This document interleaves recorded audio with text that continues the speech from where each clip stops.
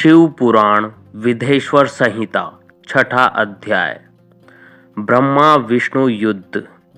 नंदिकेश्वर बोले, पूर्व काल में श्री विष्णु अपनी पत्नी लक्ष्मी जी के साथ शेष शैया पर शयन कर रहे थे। तब एक बार ब्रह्मा जी वहां पहुंचे और विष्णु जी को पुत्र कहकर पुकारने लगे। पुत्र उठो, मैं तुम्हारा ईश्वर तुम्हारे सामने खड़ा हूँ। यह सुनकर विष्णु जी को क्रोध आ गया।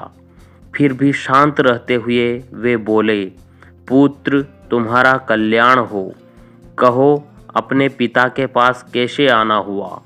यह सुनकर ब्रह्मा जी कहने लगे, मैं तुम्हारा रक्षक हूँ, सारे जगत का पितामह हूँ। सारा जगत मुझ में निवास करता है। तू मेरी नाभि कमल से प्रकट होकर मुझसे ऐसी बातें कर रहा है। इस प्रकार दोनों में विवाद होने लगा। तब वे दोनों अपने को प्रभु कहते कहते एक दूसरे का वध करने को तैयार हो गए।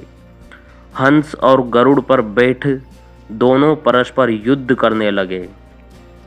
ब्रह्मा जी के वक्ष स्थल में विष्णु जी ने अनेकों अस्त्रों से प्रहार करके उन्हें व्याकुल कर दिया। इससे कुपित हो ब्रह्मा जी ने भी पलटकर भयानक प्रहार किए। उनके पारस्परिक आघातों से देवताओं में हलचल मच गई। वे घबराए और त्रिशूलधारी भगवान शिव के पास गए और उन्हें सारी व्यथा सुनाई। भगवान शिव अपनी सभा में उमा देवी सहित सिंहासन पर विराजमान थे और मंद मंद मुस्कुरा रहे थे। सातवां अध्याय शिव निर्णय। महादेव जी बोले, पुत्रों, मैं जानता हूँ कि तुम ब्रह्मा और विष्णु के परस्पर युद्ध से बहुत दुखी हो। तुम डरो मत, मैं अपने गणों के साथ तुम्हारे साथ चलता हूँ। तब भगवान शिव अपने नंदी पर आरूढ़ हो देवताओं सहित युद्ध स्थल की ओर चल दिए। वहां छिपकर वे ब्रह्मा विष्णु के युद्ध को देखने लगे। उन्हें जब यह ज्ञात हुआ कि वे दोनों एक दूसरे को मारने की इच्छा से माहेश्वर और पाशुपात अस्त्रों का प्रयोग करने जा रहे हैं, तो वे युद्ध को शांत करने के लिए महाअग्नि के तुल्य एक स्तंभ रूप में ब्रह्मा और विष्णु के मध्य खड़े हो गए। महाअग्नि के प्रकट होते ही दोनों के अस्त्र स्वयं ही शांत हो गए। अस्त्रों को शांत होते देखकर ब्रह्मा और विष्णु दोनों कहने लगे कि इस अग्नि स्वरूप स्तंभ के बारे में हमें जानकारी करनी चाहिए। दोनों ने उसकी परीक्षा लेने का निर्णय लिया। भगवान विष्णु ने शुक्र रूप धारण किया और उसको देखने के लिए नीचे धरती में चल दिए। ब्रह्मा जी हंस का रूप धारण करके ऊपर की ओर चल दिए। पाताल में बहुत नीचे जाने पर भी विष्णु जी को स्तंभ का अंत नहीं मिला, अतः वे वापस चले आए।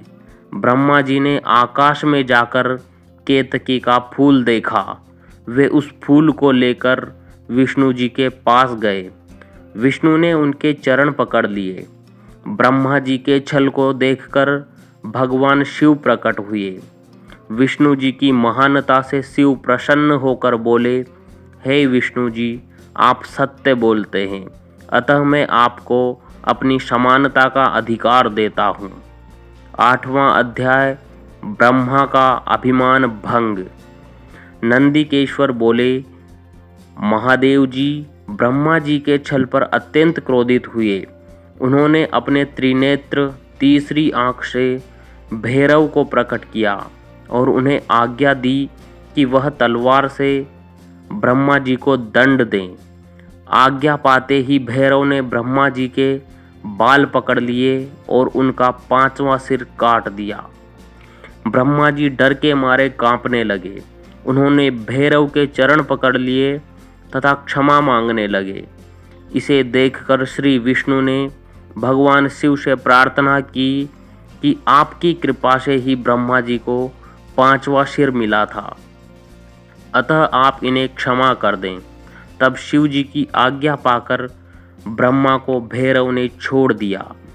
शिव जी ने कहा, तुमने प्रतिष्ठा और ईश्वरत्व को दिखाने के लिए छल किया है, इसलिए मैं तुम्हें शाप देता हूँ कि तुम सत्कार, स्थान व उत्सव से विहीन रहोगे। ब्रह्मा जी को अपनी गलती का पछतावा हो चुका था। उन्होंने भगवान शिव के चरण पकड़कर क्षमा मांगी और निवेदन किया कि वे उनका 5वां सिर पुनः प्रदान करें।